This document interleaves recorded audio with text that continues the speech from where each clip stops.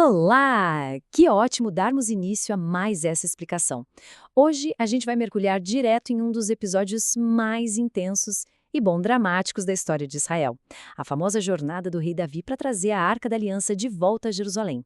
É daquelas histórias que tem de tudo, sabe? Boas intenções, erros monumentais e no finalzinho uma festa simplesmente espetacular. Na nossa análise de hoje, vamos destrinchar os capítulos 13 a 16 de 1 Crônicas para entender exatamente o que deu tão errado na primeira tentativa e como o acerto depois mudou para sempre a forma de uma nação inteira adorar. Vamos lá! E logo de cara fica uma pergunta no ar para a gente pensar. Será que boas intenções podem ser, na verdade, a receita perfeita para um desastre? A lógica comum sempre diz que, se o coração está no lugar certo, os detalhes não importam muito, né? Mas os textos que vamos analisar revelam um lado muito mais complexo e intrigante dessa história. Fazer a coisa certa pelos motivos certos, mas do jeito errado, pode sim causar uma verdadeira catástrofe. A sinceridade sozinha não substitui a obediência. Parte 1. Uma primeira tentativa trágica. Pensa só no contexto histórico aqui.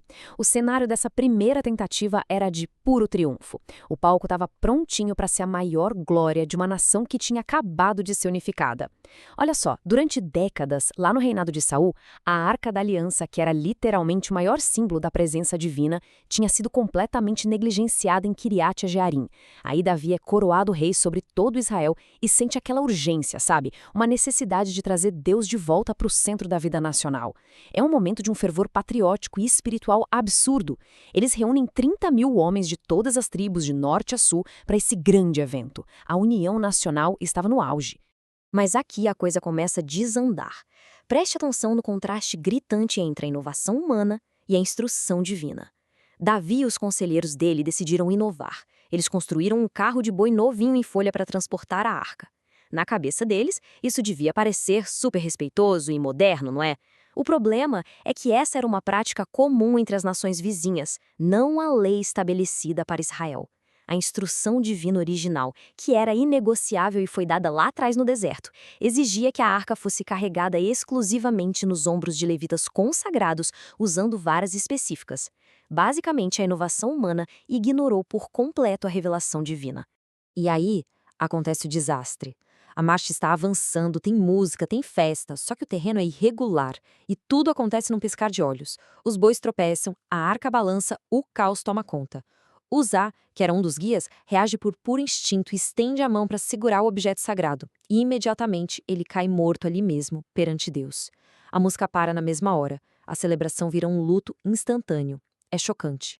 O lugar acabou sendo chamado de Peres Uza, que significa irrupção contra Uza. As fontes que analisamos trazem uma visão teológica bem clara e imparcial sobre esse evento terrível. A ideia aqui não é mostrar o ato divino como uma crueldade arbitrária, mas sim como um julgamento necessário. Os textos indicam que Uza demonstrava pouco senso da santidade divina, sabe?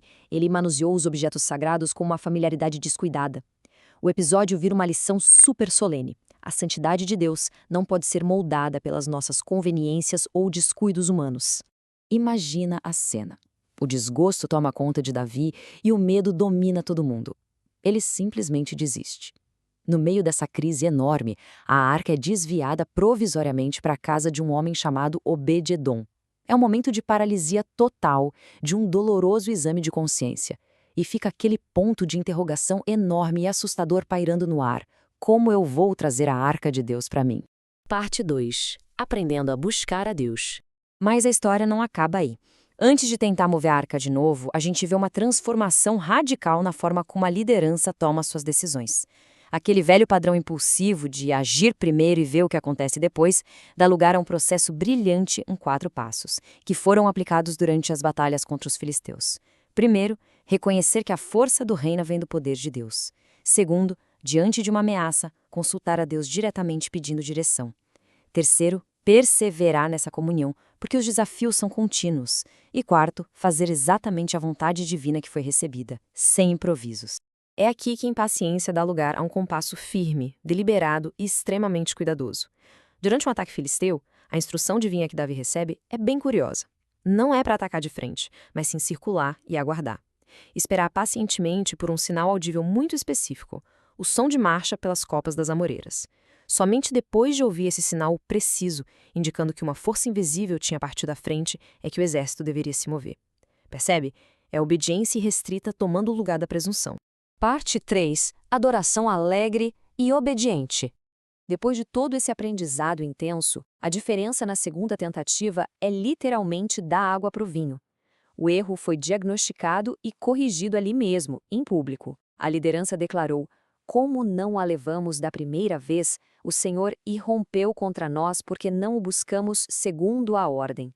Então, na segunda tentativa, os carros novos ficam de lado. As varas de transporte voltam para os ombros dos levitas, que, a propósito, passaram por um rigoroso processo de purificação antes de iniciar a jornada. O resultado? Uma imensa bênção na casa de Obed-Edom encoraja todo mundo a seguir em frente. E que procissão maravilhosa foi essa! Desta vez, a atmosfera não é de um fervor cego e desorganizado, mas sim de uma santa exuberância. A organização é meticulosa. Os levitas santificados vão à frente. A música ganha vida com uma força imensa, mas não como um caos barulhento.